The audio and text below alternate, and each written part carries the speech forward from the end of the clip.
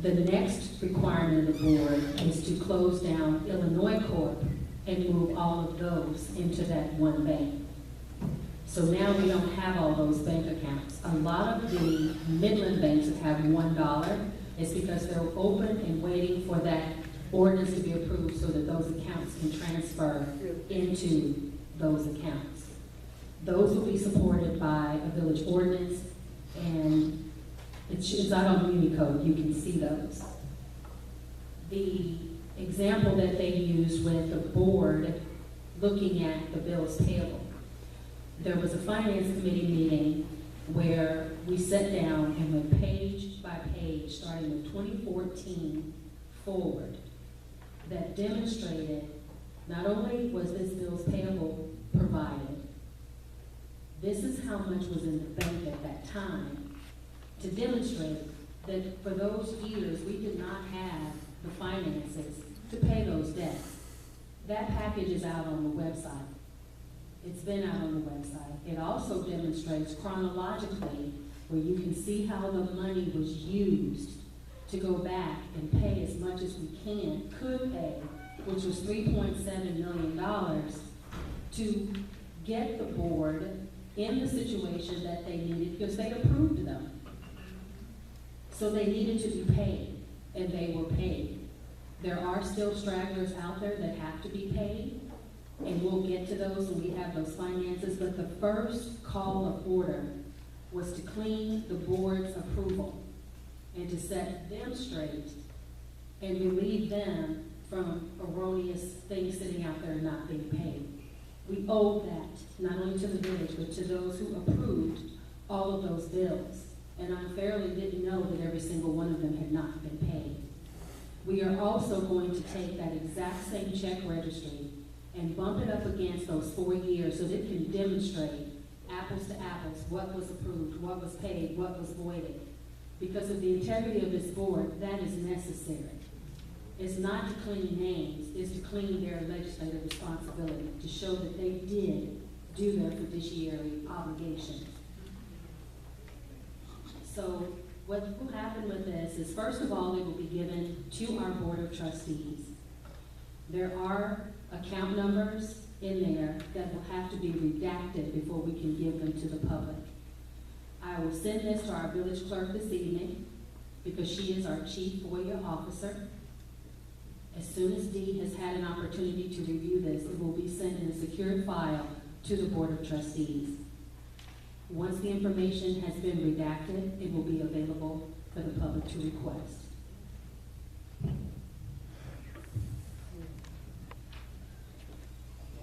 Any questions, comments? Trustee Baker? Yeah, I'd just like to make a comment because I've been involved with the Finance Committee for probably 25 years. And what Mr. Rogers says is correct, that it is the board's responsibility. However, if you're not, if the board, and this precedes my time being on the board, because I ask a lot of questions, as most of you know. And I recall many years ago, probably 20 years ago, me asking questions about the TIF, because I quite frankly didn't know much about TIFs. And I noted in one budget that there was no budget for the TIFs. And so I asked the question, well, where's the budget for the TIF? You know, can we deduct the expenses related to police patrol, snow removal, that kind of thing? And I was told, yes, we could. And then, you know, to make even matters worse, they discovered that the village was paying for, at that time, it was something that was an error, supposedly, that the electricity for the lights over in Industrial Park Village was actually paying for, and that I was told that the TIF should have been paying for. Come to find out here in the last probably year and a half, that none of those expenses were acceptable. They didn't meet state statute.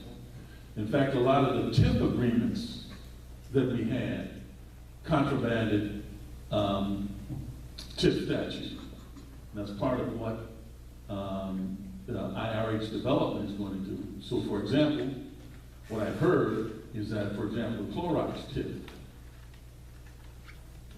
as a result of the things that we have been paying them for rent, which is specifically excluded in the TIF agreement, they perhaps owe us as much as $3 million because we have been reimbursing them for expenses which are not TIF eligible.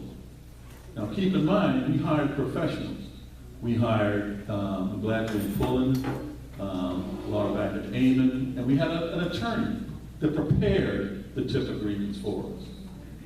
We are like you know, we're ordinary citizens. We don't have necessarily, except for in some cases like Trustee Wilson, who's got an expertise in environmental matters because that's what she's trained in and what she works in.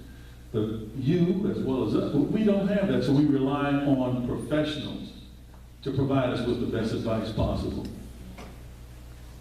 When we say that we should have had our audits approved, we were trying to get our audits approved. But McGladrey and Pullen, we had to threaten them with a lawsuit to provide us with the information. This went on for years where they would not complete the audits. And then we subsequently found out that some of the things with our current auditors were not acceptable. They were asking us to prove an audit. When you see we had over 70 bank accounts that weren't reconciled, and the books had not been closed in some years, in some cases. So, you know, it's easy to point fingers at the board, but we rely on expertise from the people that we hired, both inside the village and outside the village. And it's a shame that more of you have not been involved to this point, because there were times, well, you know, I left the finance committee because of the BS that I was getting, that I didn't feel that the village at that time was providing the right kind of answers, and I wasn't going to be a part of that. Trustee Griffin got me to come back to the finance committee, and we started asking these questions. I for years have been asking the question about our cash flow problem, and we were told that, you know, that we had plenty of cash reserves. Well, you know, I taught seminar in public budgeting for the graduate school at Governor State University, so I knew a little bit about it and had done budgets on a national level for a major Fortune 500 company. And we were told that it was in the equity in the buildings. No, you know, yeah, you can't spend that. That's not liquid, you know. And then when Assessor Hurd asked the question, well, show it to me on the balance sheet, we couldn't find it. As a matter of fact, what we calculated was that we actually had less than 2 months worth of reserves. Okay? So we relied, and we had a finance director who went to prison for embezzling money from the TIFs a number of years ago. Okay? So these are professionals that we hired to try to keep us healthy and doing the right thing, and we were betrayed. So it's only through the due diligence of Manager Townsend that we have been able to come this far and get things cleaned up, okay? We still have a ways to go, so we just ask your patience and understanding that this is just not something that's political. This is something that has been deep into the fabric of how this village has been run. Any others? One of the things we have to remember is when Trustee Payton stated that we brought in professionals and this, that, and the other, the fingers point back at all of us. We are all responsible with holding each other accountable. This past year and a half, the primary focus is so that no one can walk away and say, I didn't know. We've given more information than we could possibly give, simply because it's been a learning process. You have to understand what your responsibilities are. You have to understand what you can and cannot do. There was a point in time that people were saying, well, the village can file bankruptcy. That is a misnomer.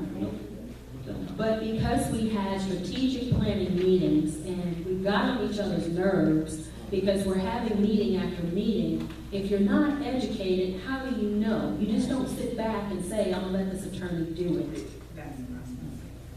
Every person, there's tiers, it's called tiers of backup and strategy. Me asking you all to start coming to the finance committee meetings is a form of accountability. You as a resident need to know what's going on. You all hold us accountable. They're given stuff by an individual. There's another individual that should be checking that individual. So now that we have a financial consulting team that's cleaning it up and giving us those procedures, it was asked in the last finance committee meeting, how do we prevent this? We stay on top of each other. That's how we prevent this. We clean up what we had and we start day one forward. Unfortunately, but fortunately, the village is in a big deficit, but for once you're going to finally know what that number is. No more random numbers thrown out. If you hear somebody throw out a number, it's a lie, because the reconciliation has not been completed. Just know that we owe TIP, we owe MFT, we owe IDOT, we owe a lot of people. And be patient and supportive as we continue the education process and get through it. I focused on the trustee-elects at the last finance committee meeting because while I'm sitting here as acting village manager, I have a fiduciary responsibility to hold each and every one of them accountable, just as I had the fiduciary responsibility to take them out of lack of accountability for not knowing the bills had not been paid. And anybody else who sits in this seat, you all need to hold them accountable.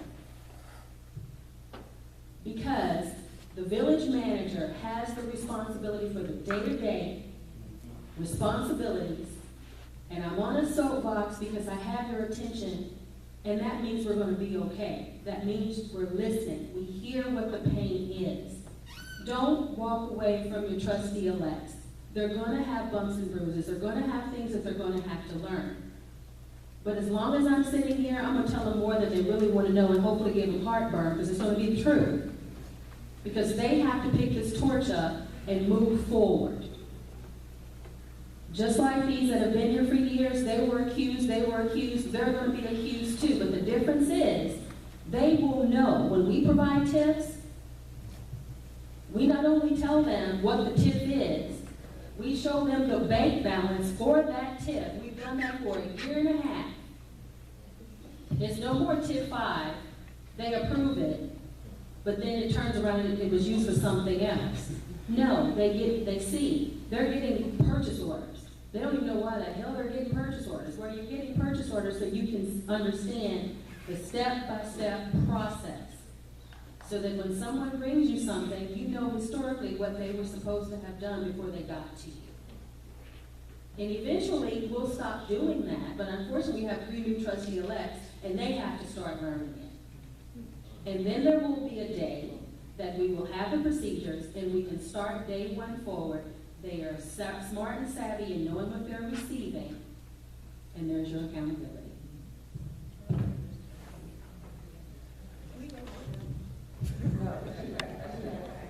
One final comment that I wanted to make on behalf of Irish Developments is that your acting village manager, your trustees recognized that there was a problem.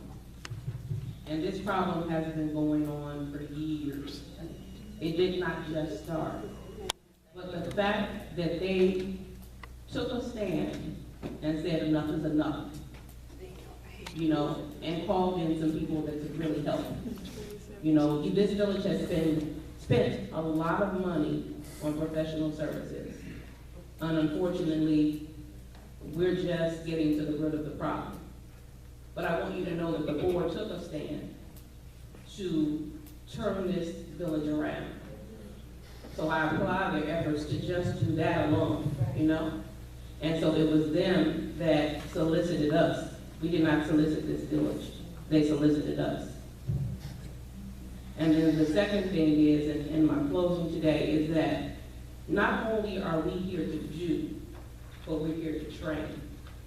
We want to make sure that when we leave this village, that this village is equipped to carry out the responsibilities needed to move this village forward.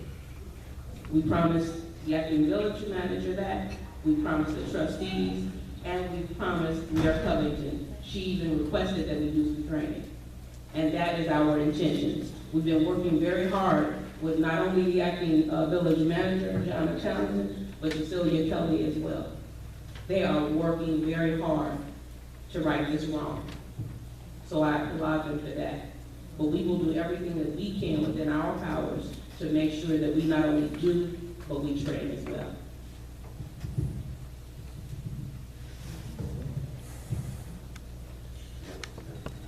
Any other, Gary, you have something? Just a quick announcement. This Saturday, April 29th, we will have some street closures regarding the 5K race. The streets will be closed from 8 a.m. to 10:30 a.m. Blackhawk Sandra Drive, all the way down to Weston and Olmsted. 8 a.m. to 10:30 a.m. for the 5K Coretta Scott King race. Also, on May 6th, we will have our community-wide cleanup day.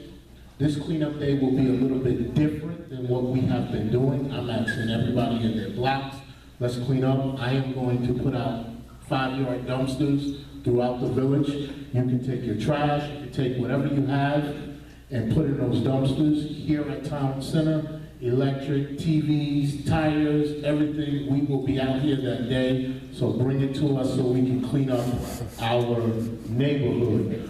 Also, Ms. Townsend, just to let you know, and the residents, a few of my guys from Public Works volunteered their time and service this Saturday and this past Sunday. If you haven't noticed, we painted all of Craig Park dugouts to represent our village. For the first time in 5 years, we have also put lights on the basketball court. So we are trying to make the community better, and it starts with us. So I appreciate all your help. You see something, say something. Something's on the ground, pick it up. Help us out. Thank you. Any other announcements? Good evening. Good evening. Just wanted to present something. I hate the mayor is not here. This year for basketball season, we had such a successful year. Here, pass this down. If nobody's familiar, one of our coaches was in a very bad car accident, L.C. Williams. And he was in Indianapolis, myself along with his godmother, a couple more people, in the heart of the snow, went down to see him. When we looked at him, we didn't know he was gonna make it. But God is able, he is doing very well. I ask you all to continue to keep him in your prayers. But we were all sitting in the gym one day, cheerleaders for football was practicing, and I got to talking to a couple people. Nick Simmons told me we will not let this die. So Nick Simmons, along with a couple more people, took it upon themselves to take the Tiny Tots as well as LC's team. But then we talked about the logo. So we ended up calling it the L.C. Williams University Park Warriors.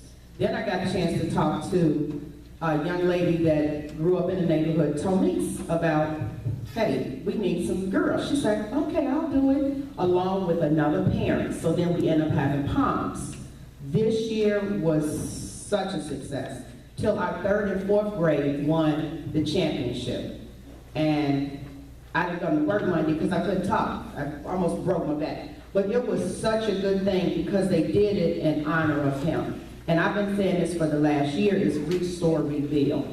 So when Gary came to me about the cleanup, I said, this is a wonderful idea to embrace people that did it before. So we will be over at the farm on that Saturday, along with Clorox, as well as along with Faith Movers will be coming out to help. Because one of the things that you don't know is if you reach out to your neighbor, you'd be surprised who would help you. So I know Miss Gloria is so happy because we'll be over this Saturday. Rain, sleet, or snow, we'll be there. But everybody come out in front of your own house. If you see some garbage, pick it up. Gary we talk back and forth. He's gonna have dumpsters everywhere. This is a good opportunity to clean your garage in hand. So you don't have to pay for garbage.